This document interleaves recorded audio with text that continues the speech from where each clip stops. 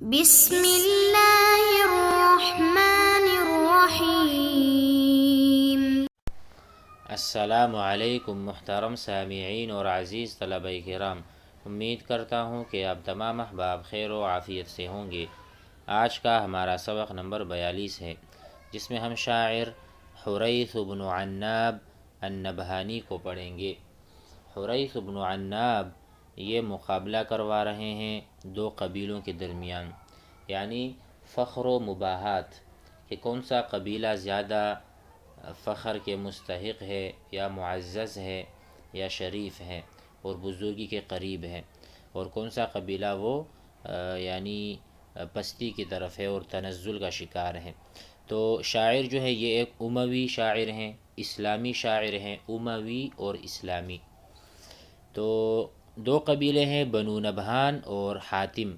تو ان کے درمیان اعیا و فقعس اور حاتم، یعنی قبیلہ اعیا و فقعس یا قبیلہ حاتم، دونوں میں سے کون سا قبیلہ بزرگی کے زیادہ قریب ہے یا فخر و مباحات میں آگے ہے۔ تو آئیے اشعار پڑھتے ہیں اور اس کے بعد سمجھتے ہیں۔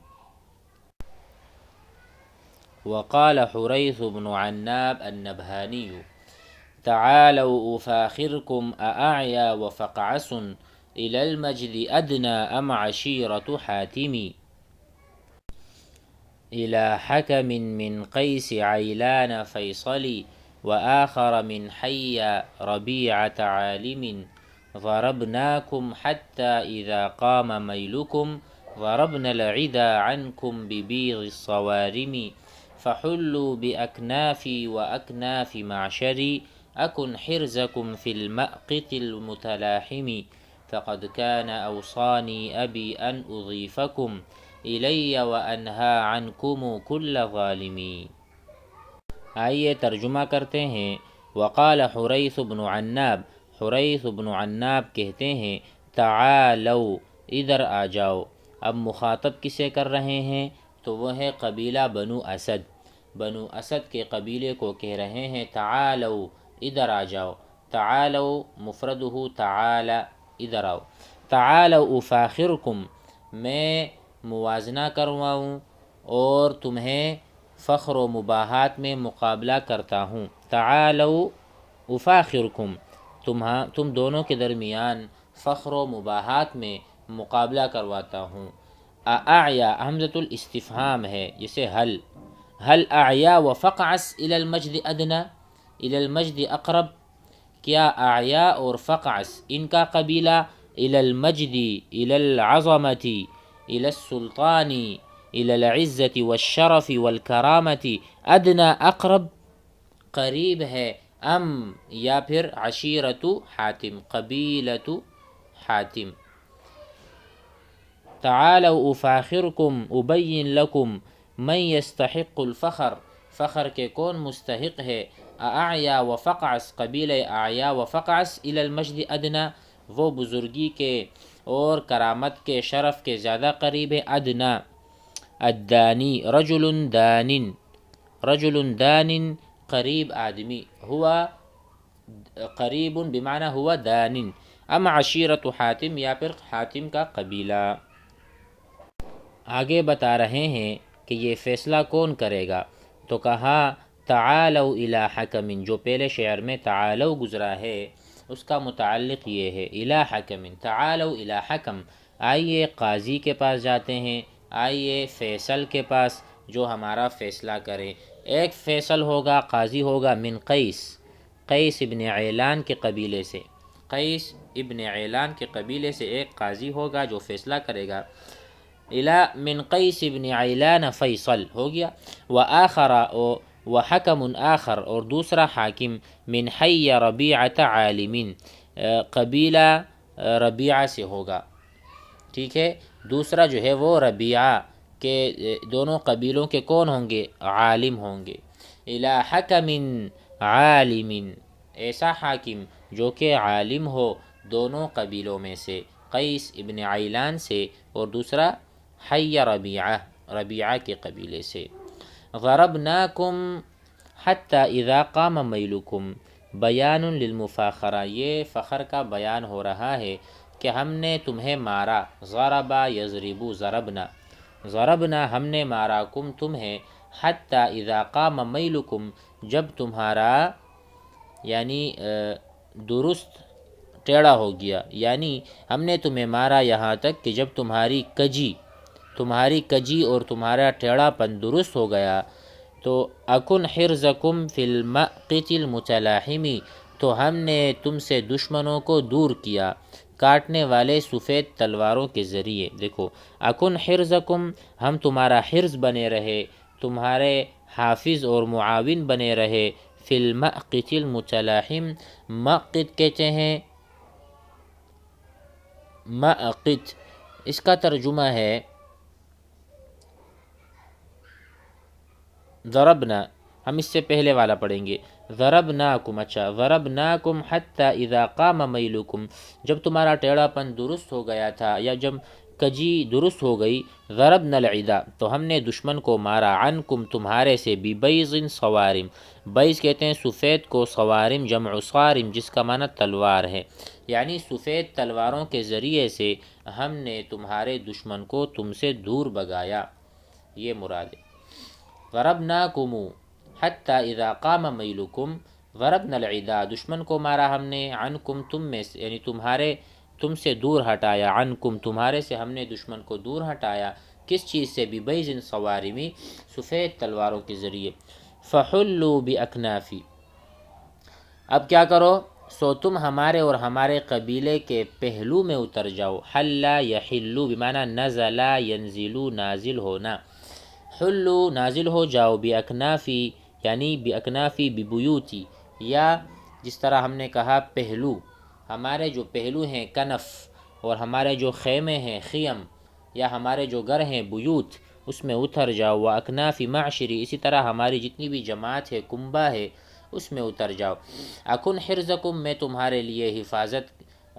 تمہاری حفاظت کروں گا، تمہارے لیے جائے امن ہوں گا، فی المقت المتلاحمی، اس کا معنی میں بتانا چاہ رہا تھا، مقت کہتے ہیں جنگ میں جو تنگ جگہ ہوتی ہے، مقت جو جب انسان جنگ لڑ رہا ہو اور کسی گھاٹی میں پھنس جائے تو وہ مقت کہلائے گا، المتلاحم یعنی ایسی جگہ کہ جو جگہ تنگ بھی ہو اور ایک دوسرے سے ملی ہو، جس طرح گوشت سے جڑا ہوا ہے، جس سے ہم کہتے ہیں لحم، وکذالک المتلاحم، جیسے کہ گوشت سے جڑا ہوا ہوتا ہے، اسی طرح تنگ جگہ ایک دوسرے سے جڑی ہوئی ہوتی ہے، تو ایسی جگہ میں تمہاری مدد کروں گا، یعنی جب مشکل حالات میں تم ہوں گے اور تمہارے اوپر دشمن غالب آئے گا تو تم مجھے اپنا مدافع اور دفاع کرنے والا پاؤ گے۔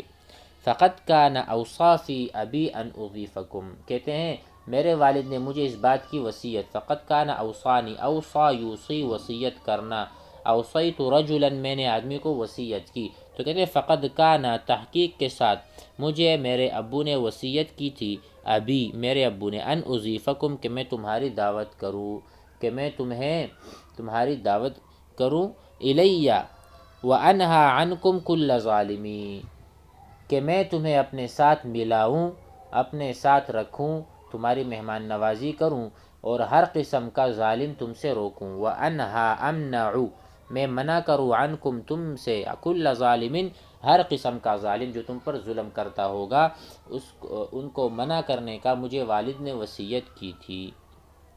مزید پڑھ لیتے ہیں، وقال ابراہیم بن کنیف النبہانی تعزى فإن الصبر بالحر أجمل وليس على ريب الزمان معول فلو كان يغني أن يرى المرء جازعا لحادثة أو كان يغني التذلل۔ بقیہ بھی کافی اشعار ہیں، اس کو انشاءاللہ اگلے سبق میں پڑھیں گے، آئیے اس کی تشریح کر دیتے ہیں۔ وقال ابراہیم نے کہا، یہاں پر یہ اپنے نفس کو مخاطب کرتے ہوئے کہہ رہے ہیں تعزّ، کہ اے نفس، تعزّ حوادث زمانہ پر صبر کرو، فإن الصبر، دیکھو تعزّ بمعنی ہونا کہ آپ کے لیے ایک تعزی ہے، آپ کے لیے ایک تسلی ہے، تعزّ ہم کہہ سکتے ہیں بمعنی تسلی یتسلی، الامر منہ تسلی، کہ تسلی پکڑو، تصبر صبر کر لو، فإن الصبر، کیونکہ صبر جو ہے حوادث زمانے پر یا حالات اور احوال ہیں زمانے کے، وہ ان کی گردش پر، کہ حالات ایک جیسے نہیں رہتے، گھبرانا نہیں ہے، تو کہہ رہے ہیں تعزّا، تسلی پکڑو اور حوادث زمانہ پر صبر کرو. فإن الصبر، کیونکہ صبر جو ہے بالحر اجملو، آزاد آدمی کے ساتھ اچھا لگتا ہے. اولا و اجمل، کیونکہ صبر شریف آدمی کے لیے زیادہ مناسب ہے. اجمل کا معنی آپ کر سکتے ہیں انسب لہو، انسب بالحر، آزاد آدمی کے لیے صبر کرنا اولا اور انسب ہے کہ وہ کبھی بھی جزا فضا نہ کرے، کبھی بھی خوف زدہ نہ ہو اور حالات سے گھبرائے نہیں. تعز فإن الصبر بالحر اجمل، کہ صبر تو بہت اچھا ہے. ولیس علی ریب الزمان معول، ریب الزمان صرف الزمان، زمانے کی جو گردش ہے، ریب الزمان زمانے کا جو چکر ہے جو کٹ رہا ہے، اور جو ایک گردش ایام ہے، اس پر کوئی معول، کوئی اعتماد نہیں کیا جا سکتا. آپ یہ نہ سمجھیں کہ آج میرے اوپر حالات بہت سخت ہیں تو یہ چلتے رہیں گے، یہ ایک ہی حالت نہیں. ان مع العسر یسرا، آج اگر کوئی سختی ہے تو کل آسانیاں آنے والی ہیں. تو کہہ رہے ہیں تعز فإن الصبر بالحر اجمل وليس على ریب الزمان معول، ہر دن یا حالات ہمیشہ یکساں نہیں رہتے. فلو کان یغنی، اگر یہ چیز کافی ہوتی، ان یری المرء جازعا، آدمی جو مصیبت میں جب ہوتا ہے اور جزا فضا کرتا ہے، اگر یہ چیز جزا فضا کرنا کافی ہوتی یا کوئی فائدہ پہنچاتی، لحادثۃ، کسی بھی مصیبت کی وجہ سے جزا فضا کرنا، او کان یغنی التذلل، یا اس کے علاوہ ذلیل ہونا مفید ہوتا، اگر بے صبری کرنا مفید ہوتا. اب اس کا جواب آئندہ اشعار میں آئے گا جس کو ہم اگلے سبق میں پڑھیں گے. فی الحال یہ سمجھ لیں فلو کان یغنی، اگر کوئی غنا بخشتا، اگر کوئی فائدہ پہنچاتا، ان یری المرء، کہ آدمی دیکھا جائے، جازعا یعنی حالت جزا میں، ان یرا، رآ دیکھنا، یرا دیکھا جائے، المرء آدمی، اگر آدمی کو غمزدہ ہونے کی حالت یا بے صبری کی حالت کوئی فائدہ پہنچاتی، جب وہ کسی حادثہ میں مبتلا ہوتا ہے یا جب کوئی حالات آتے ہیں، یا اسی طرح اگر آدمی کو کوئی فائدہ دیتا، کیا چیز؟ ذلیل ہونا یا بے صبری کرنا.